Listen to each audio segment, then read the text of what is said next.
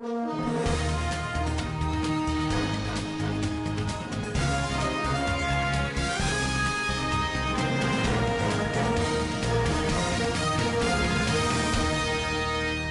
and welcome to Standard Voice Television Global News today, 5th day of May 2026, equivalent Islamic calendar 18th day of Zulqa'dah 1447 after Hijrah. I am Hamida Muhammad Idris. In the headlines, the government advocate joint action against disinformation and misinformation. Presidency confirms Chinese company to operate Warri or Takot refineries. Video evidence in court establishes failed coup d'etat against President Bola Ahmed Tinubu. On the international scene, U.S. says Iran's attacks caused no major damage in Hormuz amid Middle East fallout. And on sports updates, Everton held Manchester City 3-3 to hand Arsenal Premier League title advantage. These are more news to be coming to you in the bulletin. Do stay tuned.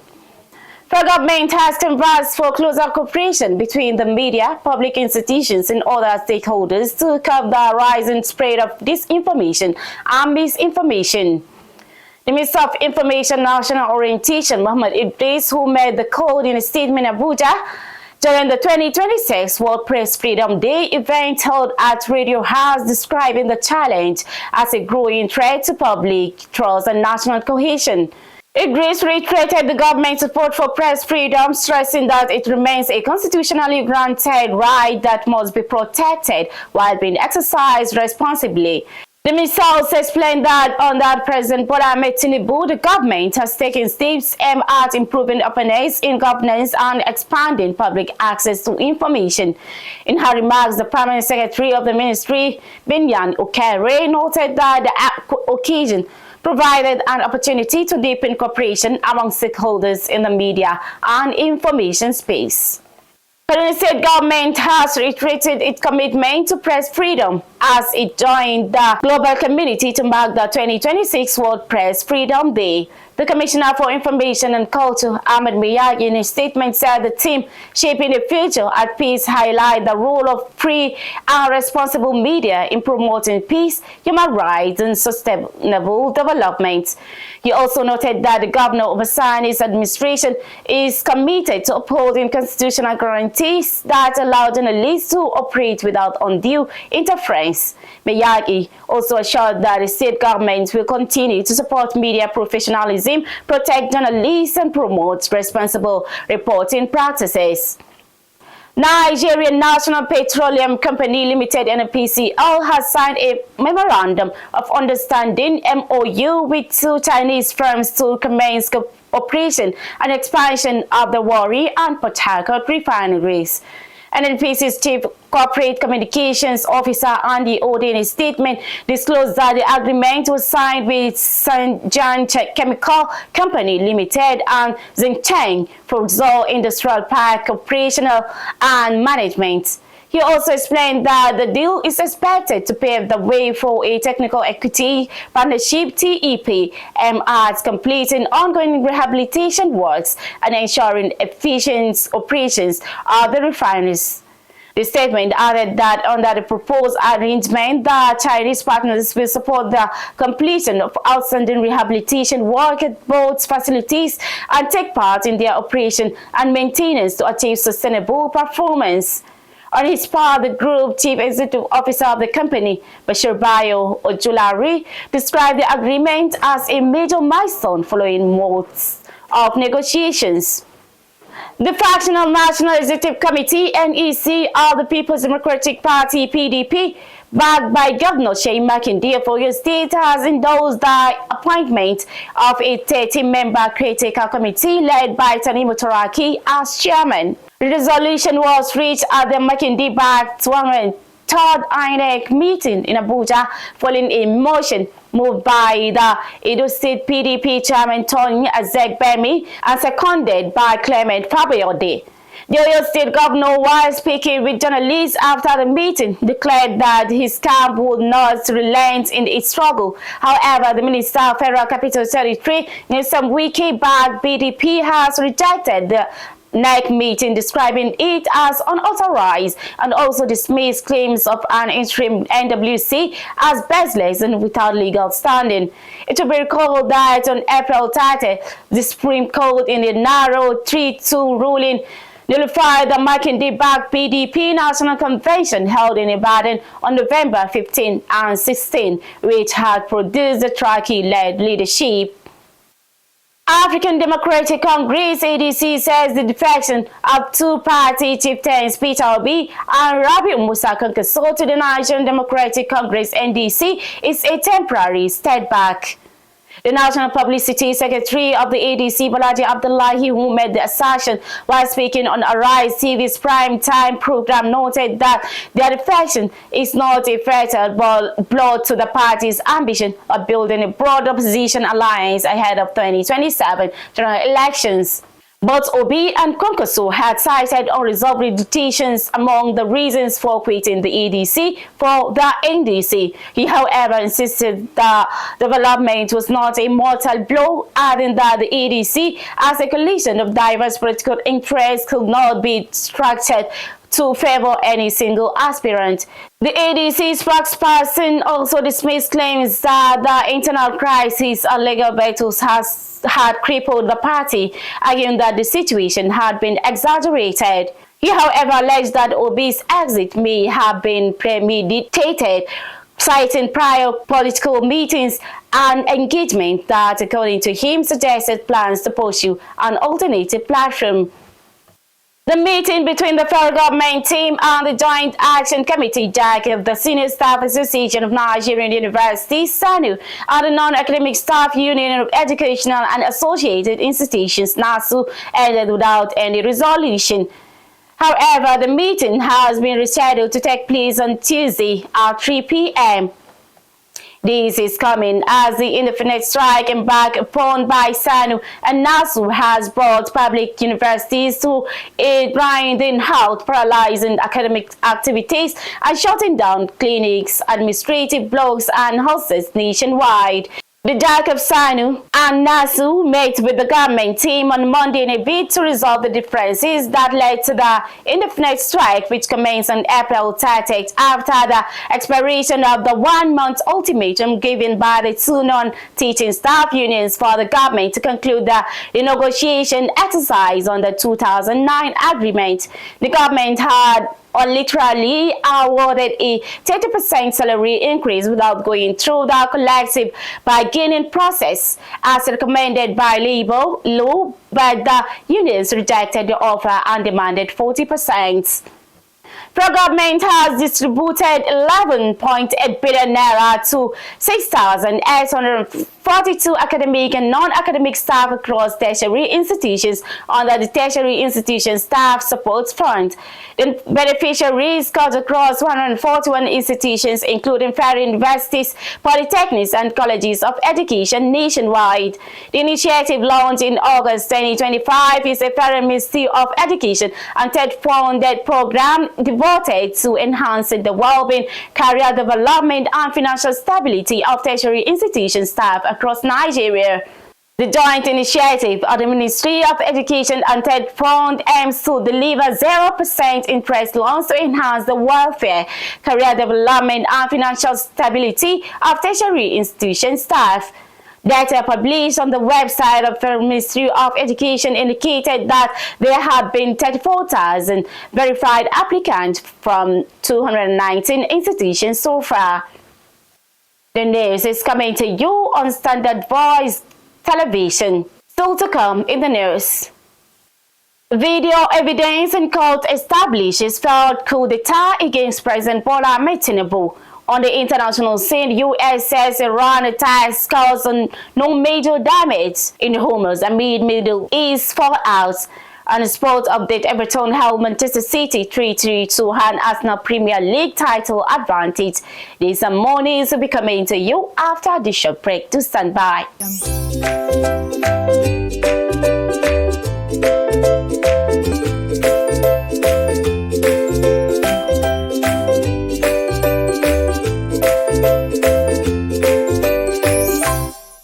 Welcome back from that short break, and now the news continues.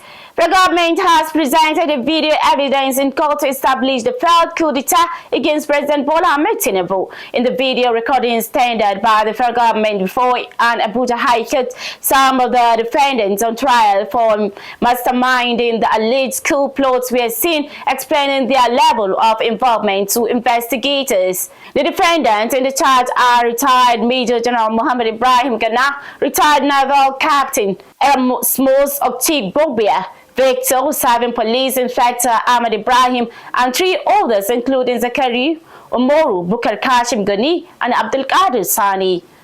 Former Vice State Governor Timipe Silva was also mentioned in the charge filed by the Office of the Attorney General of the Federation and Minister of Justice.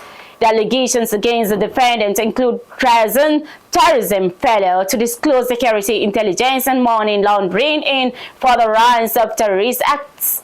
Meanwhile, the efforts to prevent the video from being played in open court were dismissed by trial Justice Joyce Abdul Malik. Zamfara State Community Protection Guard CPD, locally known as Askarawa, has recorded a breakthrough in its fight against banditry with the arrest of a suspected ammunition carrier linked to notorious bandit kingpin. Commandant of the state-owned security outfit Mohammed Shehu Dalijan, in a statement in Gusau, said the operatives arrested one Abdurrahman Isa of Mashema village while conveying assorted rounds of ammunition concealed in a gallon of palm oil. He also disclosed that the suspect had been on the surveillance for a long time due to his involvement in the illicit transportation of arms and ammunition from Nasarawa State into Zamfara State. Dalijan also added that the suspect had been on the radar of multiple security agencies, including military, police, and the Department of the State Services (DSS), owing to his role in supplying ammunition to notorious bandit leaders Belaturji and Maleri, who have been responsible for a series of violent attacks across several local government areas in the state, particularly Shunkafi, Zurmi, Kaurandamoda, and Birna Magaji local government areas. The government has sought urgent accountability from South Africa following the death of 2 Nigerians and a wave of anti-foreigner protests, warning that the incident threatened diplomatic relations and the safety of its nationals. The government issued the position after summoning South Africa's acting High Commissioner to Nigeria, Lesoli Martelli, to a meeting in Abuja with the Permanent Secretary of the Ministry of Foreign Affairs, Dunoma Ahmed. Spokesperson in the ministry, Kimebe Bienfa, made this disclosure in a statement at the center of the dispute at the date of Nemeka, Matthew, Andrew, Epengo, and Calvin Tidebere Aramiro, but allegedly linked to assaults by South African security personnel. Obienfa also warned that threats linked to groups such as Operation Dudula and figures including Jacinta Zuma point to a broader pattern of incitement.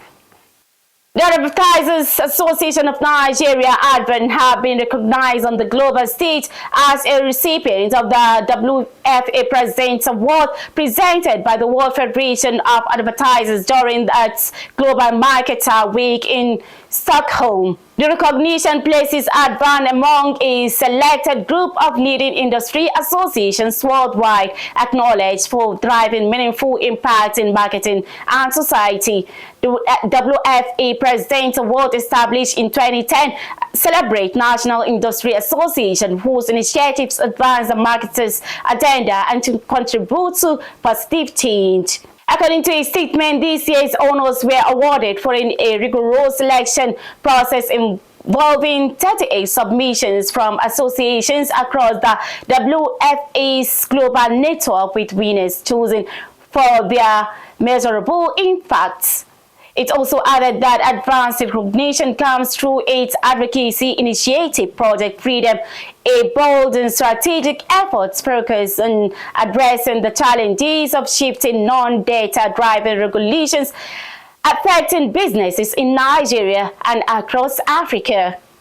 Moving to the foreign scene, U.S. President Donald Trump says attacks by Iran only cause little harm in the Strait of Hormuz on Monday, while urging South Korea to join the war after one of its vessels was hit. Trump, in a Truth Social post, also made no mention of apparent attacks on the United Arab Emirates and Oman in an apparent effort to downplay tensions in the face of soaring oil prices.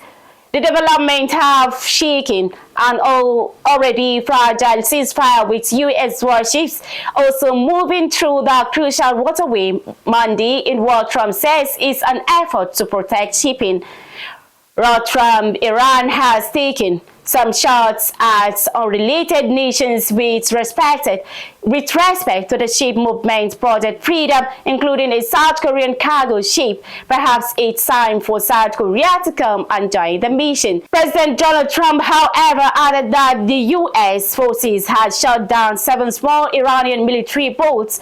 A U.S. Admiral earlier said 6 such vessels were destroyed, but Tehran denied any had been sunk.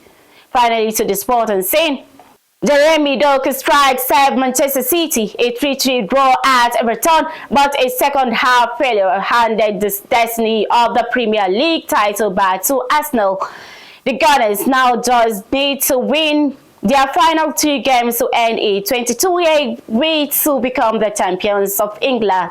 Manchester City remain 5 points of Michael Arteta's team with a game in hand and will struggle to recover from the manner of their implosion. Pep Guardiola's side appeared to be cruising to victory when Doku opened the scoring at the end of dominant first half. However, an error-strewn second period was punished as Tierno Barry scored twice for the Toffees, either side of Jack or Brand header. Finally, on the news, the top stories again. The government advocate joint action against disinformation and misinformation. Presidency confirms Chinese company to operate Warri or Takot refineries. Video evidence in court establishes failed coup d'etat against President Bola Ahmed Tinubu. On the international scene, U.S. says Iran's attacks caused no major damage in Hormuz amid Middle East fallout. And on sports updates, Everton held Manchester City 3-3 to hand Arsenal Premier League title advantage. That's it on Standard Voice Television Global News for today. On behalf of the production crew led by Ilya Adamu Auta, I am Hamida Muhammad Idris. Thanking you for investing your time and staying with the news.